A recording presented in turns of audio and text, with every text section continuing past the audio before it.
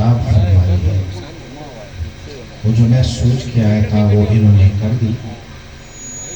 ایک پیسا محترم جو ہے انہوں نے میری عذر کو قبول نہیں کیا، بس تحدیث نعمت کے طور پر چند معروضات عرض کر دیا۔ دوستو، امت میں فتنے اور فسادات بہت ہیں، اور کریم آقا صلی اللہ علیہ وسلم کا ارشاد گرامی ہے کہ آخری دور کی فتنے اتنی عجلت، اتنی جلدی سے آئیں گے کہ جیسے کسی کے ہاتھ میں تسبیح ہو اور اس کا داغا ٹوٹ جائے تو جس تیزی کے ساتھ تسبیح کے وہ دانے گرتے ہیں، اتنی ہی تیزی میں ایسے ہی یہ فتنے آخری دور میں تیزی کے ساتھ آتے رہیں گے حتیٰ یقوم القیامہ، تو ان فتنوں میں سے آخر میں قیامت بھی قائم ہو جائے گی۔ تو فتنے بڑے کثیر ہوں گے، اور اس فتنوں میں یہ والا جو دور ہے، اس میں جو شیطان نے ٹارگٹ کیا ہوا ہے وہ یہ ہے کہ اللہ کی بندوں کو اللہ کی خاص بندوں سے الگ کی جائے، اور یہ وسوس فی صدور الناس من الجنۃ والناس کا وہ کھیل کھیلا جائے کہ شیطان بھی عش عش کر بیٹھ جائے ان الناس کی خناسیت پر۔ تذکرہ چڑھا ابھی مجدد الفسانی رحمۃ اللہ تعالیٰ کا، تو آپ نے اپنے مکتوب شریف میں لکھا ہے کہ ایک عزیز نے، گویا ایک اللہ کے ولی نے شیطان کو دیکھا جو اغوا اور دلالت سے فارغ ہو کے ایک دیوار پر بیٹھا رہا، تو انہیں پوچھا کہ لوگوں کے اغوا اور دلالت کے کام نہیں کرتے؟ تو انہوں نے کہا اس دور کی جو نام نہاد علماء ہے وہ میری ڈیوٹی کو بڑے اچھی طریقے سے سر انجام دیتے ہیں، میں تھوڑا آرام کر کے بیٹھا رہتا ہوں۔ تو عرض کرنے کا مقصد یہ ہے کہ اللہ رب العزت کے دوستوں اولیاء اللہ کی سنگت سے لوگوں کو دور کیا جا رہا ہے، اور حضرات مشائخ نے اسی بات کی طرف اشارہ فرمایا اور فرمایا کہ جو بندہ اولیاء کی حضور سے دور ہوا در حقیقت دور گشت از خدا، وہ حقیقت میں اللہ سے دور ہو جاتا ہے، کیونکہ ان کی صحبت اللہ کی، اولیاء اللہ کی صحبت یہ ہر کے خواہد ہم نشینی با خدا گو نشینت در حضوری اولیاء۔ تو ہم سمجھ رہے ہیں کہ مولانا روم رحمۃ اللہ تعالی نے یہ ایک شعری پڑھی ہے۔ مولانا کیا فرماتے ہیں کہ مثنوی یہ ماں دکان وحدتن وحدتن در وحدتن در وحدتن، فرماتے ہیں مثنوی میری جو ہے نا، یہ آپ سمجھ رہے ہیں کہ کوئی شعر ہوگی کہ میری جو یہ مثنوی کا کتاب ہے در حقیقت قرآن است بر زبانی پہلوی، فرماتے فارسی زبان میں یہ دراصل قرآن کا ترجمہ ہے جو فارسی زبان میں ہے۔ تو رب نے تو اسی طرف اشارہ فرمایا کہ وَكُونُوا مَعَ الصَّادِقِينَ، جو سچوں کے صحبت کے لیے اللہ کریم نے اشارہ فرمایا ہے۔ تو مولانا روم رحمۃ اللہ تعالی نے پھر یہ شعر ارشاد فرمایا کہ جو اللہ والوں کی صحبت ہے وہ فی الحقیقت اللہ رب العزت کی صحبت ہے، کہ جس کو ہم ولی سمجھتے ہیں، ولی اللہ کہتے ہیں، اولیاء اللہ کہتے ہیں، تو ولی کی کئی معانی ہے، بے شمار معانی ہے۔ تو سب سے آسان معنی ہے وہ ہے دوست، جو رب کا دوست ہوتا ہے تو وہ تجھے رب سے ہی ملائے گا نا، تجھے اسی کی طرف لے کے جا۔ تو دورہ یہ ہوا ہے کہ لوگوں کو اللہ والوں کی صحبت اور سنگت سے دور کیا جا رہا ہے۔ یہ اس زمانے کے فتنوں میں سے سب سے بڑا فتنہ ہے۔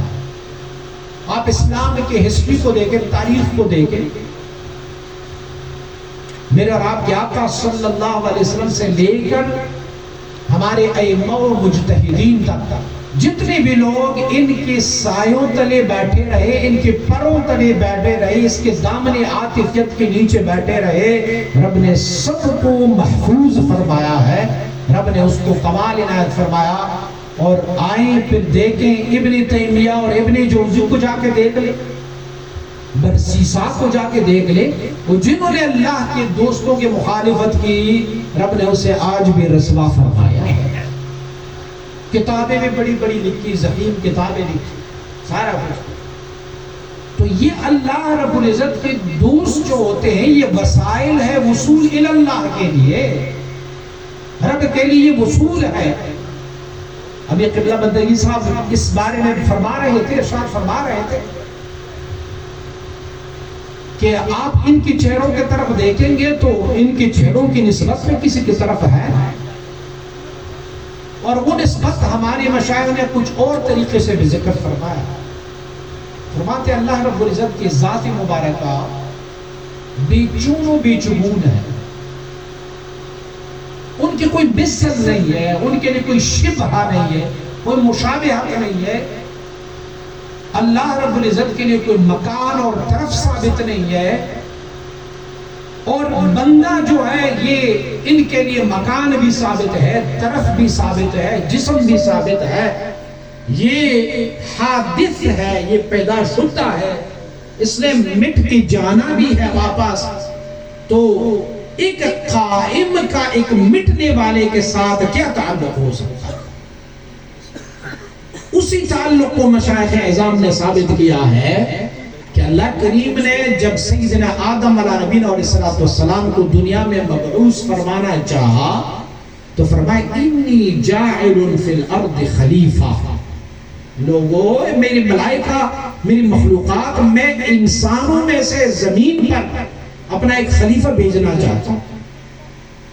اور خلیفہ کا لفظ جو ہوتا ہے نا وہ خلف سے ہے، اور خلف کہتے ہیں اس کو جب وہ نہ ہو تو یہ بیٹھ جائے تو ان کا کام یہ دے دیتا ہے۔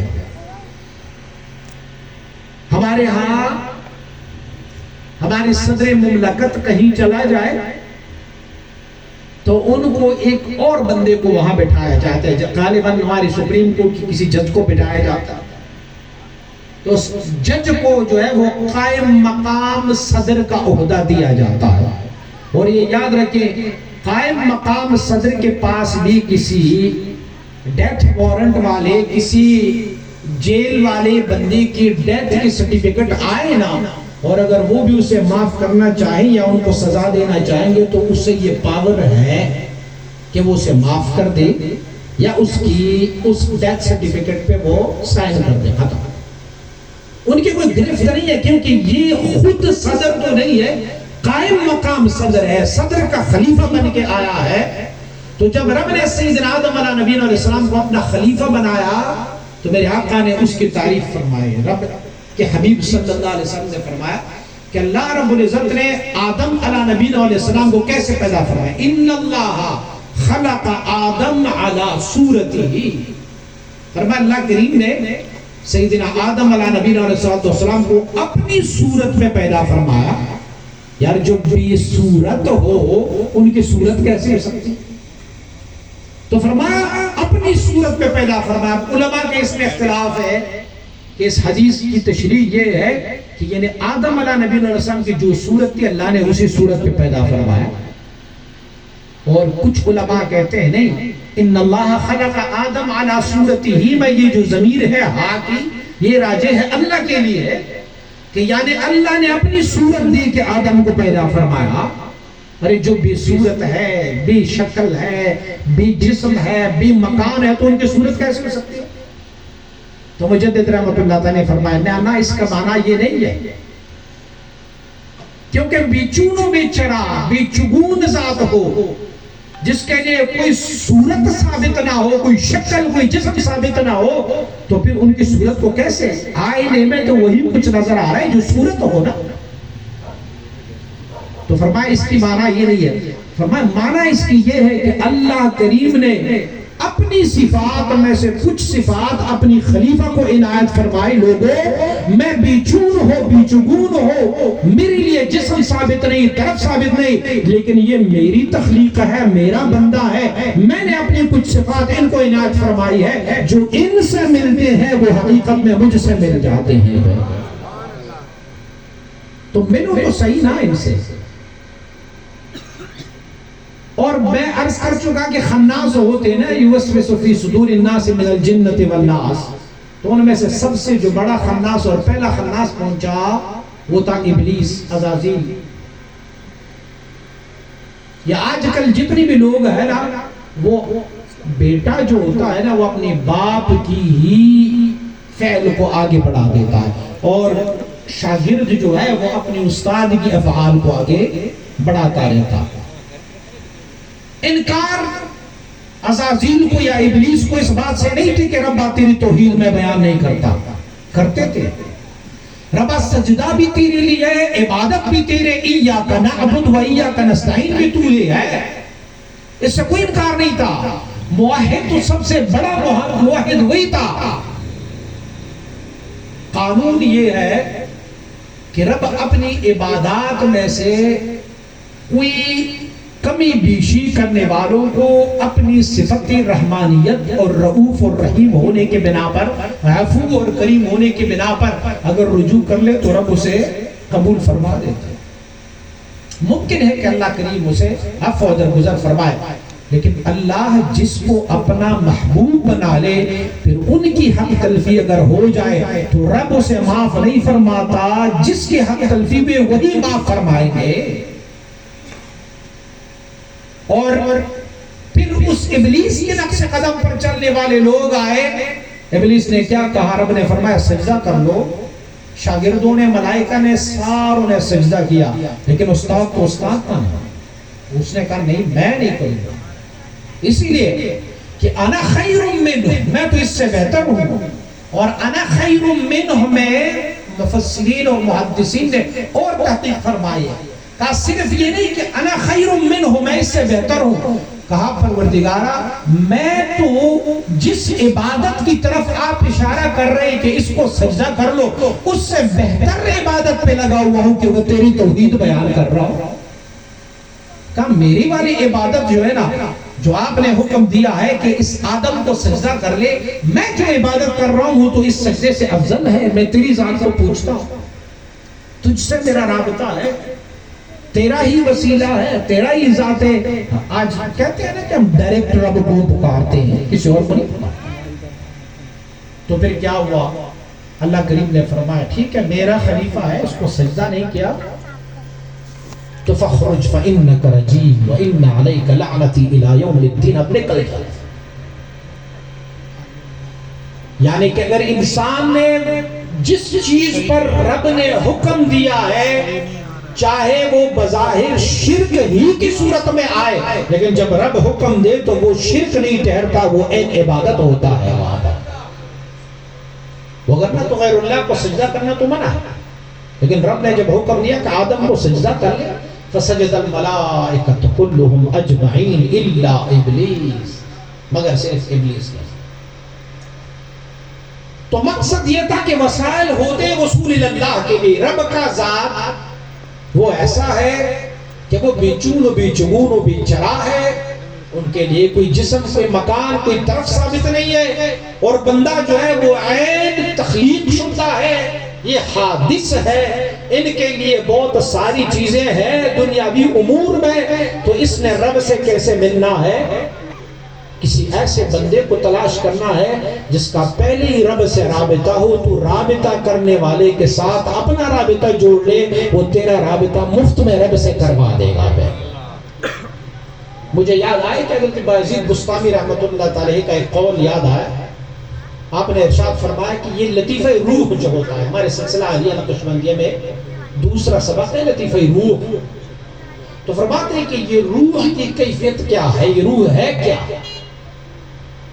ہم تو سمجھ رہے ہیں کہ یہ سانسوں کا تانتا ہے، جب یہ سانس بند ہو جائے ہم کہتے ہیں روح پرواز کر گیا، یہ نہیں، یہ سانسیں الگ چیز ہے، روح کوئی اور۔ قل الروح من امر ربی یوم یقوم الروح والملائکۃ صفا، یہ الگ سے ہے۔ تو فرمایا یہ روح،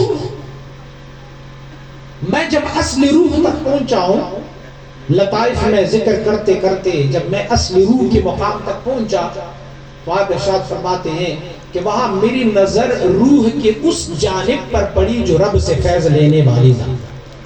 فرماتے ہیں میں نے اس سے دیکھا کہ وہ تو رب کی رنگ میں رنگا ہوا ہے، صبغۃ اللہ کی رنگ حاصل کیا ہے اس نے۔ اور جب میں متوجہ ہوا میں نے کہا میں تو ذات تک پہنچ گیا ہوں، بس جس کو کہتے ہیں ذات بحت بھی چون، کیونکہ وہ روح جس رنگ میں رنگا ہوا تھا تو مجھے یہ کنفیوز ہوا کہ میں تو اب ذات تک پہنچ گیا ہوں۔ تو آپ فرماتے ہیں میں 30 سال تک اس مقام میں محبوس رہا، اور 30 سال بعد جب رب نے اپنے فضل و کرم سے مجھے لطیفہ سر میں عروج دیا تو فرماتے ہیں میں نے کہا بایزید تو کہاں پسا ہوا تھا؟ جس کو تو خدا سمجھ رہا تھا وہ تو روح تھا بذات خود۔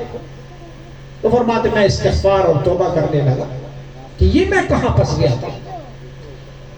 تو مجدد رحمت اللہ تعالی نے آپ کی اس قول کو نقل فرما کے آگے ارشاد فرماتا ہے کہ دیکھو لطیفہ روح کی 2 جہات ہے، 2 کنڈیشن ہے، 2 طرف ہے۔ فرماتے ہیں ایک طرف جو ہے وہ رب سے لینے والا اور دوسرا طرف جو ہے وہ مخلوق کو دینے والا۔ فرماتے ہیں جو رب کی طرف ان کا رخ ہے، فرماتے ہیں وہ عین اس کے رنگ میں رنگا گیا ہے، اور دوسرا طرف جو مخلوق کی طرف ہے فرماتے ہیں وہ مخلوق کی رنگ میں رنگا گیا ہے۔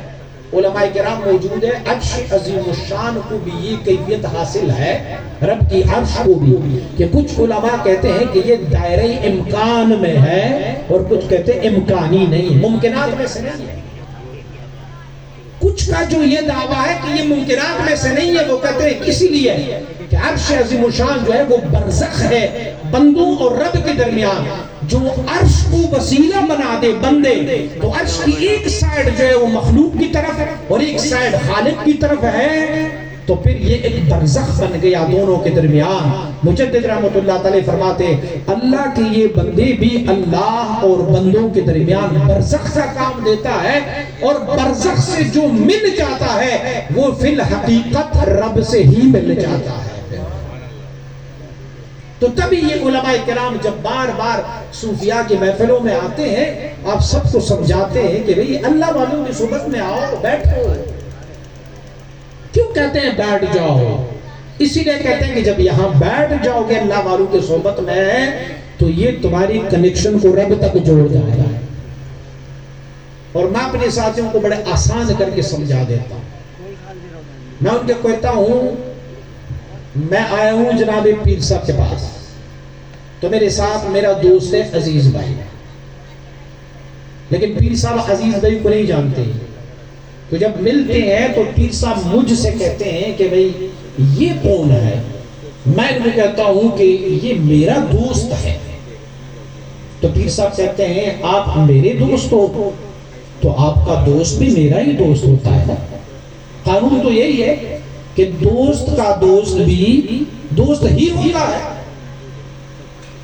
تو ذرا غور کیجئے، مشائخ فرماتے ہیں کہ اگر دنیا میں قانون یہ کہ دوست کا دوست دوست ہی ہوتا ہے تو اگر آپ رب کی دوستوں سے دوستیاں لگاؤ گے تو رب تجھے بھی اپنا دوست بناتا رہے گا۔ اور فرماتے ہیں کہ یہ میں اپنی تئی سے نہیں کہہ رہا، اپنی طرف سے نہیں کہتا، یہ تو رب نے فرمایا۔ فرماتے ہیں کہ محبوب ان کو فرما دیجئے قل ان کنتم تحبون اللہ فاتبعونی یحببکم اللہ۔ اے بندو دعوت تمہارا یہ ہے کہ ہم رب سے محبت کرنے والے ہیں، رب ہم سے محبت کرنے والے ہیں، تو پھر اس کے لیے ایک شرط ہے، پہلے میرے محبوب سے محبت قائم کر لو، رب تجھ سے محبت کرنا شروع فرما دے گے۔ پہلے اس اتباع میں تو آؤ۔ میں پچھلے دنوں ایک جگہ بتا رہا تھا ان کو، مجھے ایک ساتھی نے کہا بیکویٹا میں ان کو بتا رہا تھا کہ حضرت جنید بغدادی رحمت اللہ تعالی علیہ کے اقوال شریفوں میں سے یہ قول ذکر ہے کہ آپ ایک دریا کے کنارے کھڑے تھے تو ایک بندہ اور آیا ان کو کہا کہ حضرت میں آپ کا مرید ہوں اور میں نے اس دریا کے پار جانا ہے، کشتی نہیں مل رہی. تو حضرت نے فرمایا میں خود بھی کشتی کے انتظار میں. تو انہیں عرض کی حضور میں نے تو سنا کہ اولیاء اللہ کی کرامات ہوتے ہیں، تو آج اپنی کرامت دکھاؤ، مجھے اس دریا پار کرا دو بلا کشتی کے. آپ نے فرمایا کرامت جو ہے وہ رب کی طرف سے عطا کردہ ہوتا ہے، اس میں میری اپنی کوئی اختیار نہیں ہے. اگر رب چاہے تو فرمایا ٹیسٹ کرتے ہیں کہ رب چاہتا ہے کہ نہیں چاہتا. اپنا مسلح اس پانی پر ڈال. جب مسلح پانی پر ڈالا تو مسلح پانی پر تیرنے لگا. آپ نے فرمایا آؤ جی رب کی مرضی ہے کہ آپ کرامت دکھائے جائے. بیٹھ جاؤ. ایک کونے پر آپ بیٹھ گئے، ایک کونے پر مرید سالک بیٹھ گیا. بیٹھ گیا تو جیب سے تسبیح نکالی، سالک کو دی کا بیٹا ایک ورد تم نے پڑھنی. کہا کیا پڑھو؟ تو فرمائے لگے پڑھو کہ یا جنید یا جنید یا جنید یا جنید. ٹھیک ہے یہ کہنا جیسے آپ نے یا جنید کا ورد چھوڑا تو تم ڈوب جاؤ گے. ٹھیک ہے. آنکھیں بند کر کے صوفیاء کا جو طرز ہوتا تو یا جنید پڑھتا ہوا آنکھیں کھولی تو دیکھا شیخ بھی کچھ پڑھ رہا ہے، جنید بغدادی بھی کچھ پڑھ رہا ہے، لب ہل رہے. تو آپ نے کان لگائی کہ میں اپنے شیخ کو بھی تو سنوں، یہ کیا پڑھ رہا ہے؟ میں تو یا جنید پڑھ رہا ہوں، تو جنید بھی اپنی شیخ کا ذکر کر رہا ہے یا کیا کر رہا ہے؟ تو جب متوجہ ہوئے تو جنید تو کہنے لگا کہ یا اللہ یا رحمان یا رحیم، یا اللہ یا رحمان یا رحیم کا کمال ہے. پیر صاحب رب کا ذکر کر رہا ہے اور مجھ سے اپنا ذکر کروا رہا ہے. کہ میں بھی یہ ذکر کرتا ہوں یا اللہ یا رحمان یا رحیم. دونوں کی آنکھیں بند ہیں. تو اچانک سے اس کی چیخ نکل گئی. جب حضرت نے آنکھیں کھولی تو دیکھا کہ وہ آدھا ڈوب گیا پانی پر. ہاتھ بڑھا کے ان کو کیا کرنے لگے؟ کہنے حضرت آپ یا اللہ یا رحمان یا رحیم کا ورد پڑھ رہے تھے تو میں نے کہا چلو میں بھی یہ پڑھوں. یا جنید کیوں پڑھوں؟ ورنہ خدا کے بندے پہلے تو جنید تک تو پہنچ جا، پھر جنید کی رب تک پہنچ جاؤ گے. پہلے مجھ تک تو پہنچ جا. ابھی تک تم مجھ تک نہیں پہنچا تو جنید کی رب تک تم کیسے پہنچ سکتے ہو؟ تو عرض کرنے کا مقصد یہ تھا کہ آپ اللہ والوں سے جڑے رہیں گے، ان کے ساتھ وابستہ رہیں گے تو بھی رب کی بندہ کہلوانے کے حقدار بنو گے. وگرنہ بندہ اس کو نہیں کہتے. بندے کی معنی آپ کو پتہ ہے عبد کس کو کہتے ہیں؟ عربی کا لفظ ہے، یہ بندے کو بھی کہتے ہیں، لیکن عبد کا جو اوریجنل معنی ہے وہ غلام. عبد فلان، یہ فلاں کا غلام ہے، یہ فلاں کا غلام ہے. تو غلام اگر اپنی مالک کی نافرمانی کرے تو اسے غلام رکھا جاتا ہے، اسے پنشمنٹ دی جاتی ہے. جاؤ نہ ذرا آرمی کے رولز کی مخالفت کر لو اور تمہاری وہاں پر کوئی ڈیوٹی ہو تو پھر تجھے پتہ چلے کہ کورٹ مارشل کر دیتے کہ نہیں کرتے.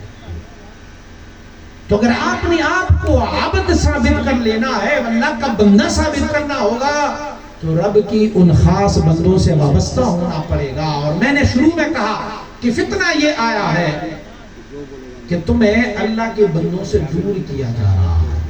کہ پیر صاحب تو بیٹھے ہوئے نذرانی وصول کر رہے ہیں، کسی نے سوشل میڈیا پہ پیر صاحب کی تصویر ڈالی ہوگی، کسی نے اس کی ویڈیو ڈالی ہوگی، کسی نے پچھلے دنوں میں کراچی آیا تھا، یہاں پہ اسلم صاحب کے پاس محفل تھی، وہاں پہ ہمارے ایک بندہ آیا، اس نے جناب ہم نے ان کو عزت دی، وہ وہاں کی چیئرمین تھا، کرسی بھی بٹھایا، ساتھ اپنے ساتھ لوگوں کو لے کے آئے تھے، ویڈیو بنائے، اس پہ قوالی چڑھا کے جناب وجد و کیف و حال کی. پتہ ہے وہ 3 ملین لوگوں نے اس ویڈیو کو دیکھا. لیکن میں جو اللہ کے بندوں کو سمجھانے کی کوشش کر رہا ہوں، کوئی ایک بندہ بھی میری ویڈیو کو نہیں دیکھے گا.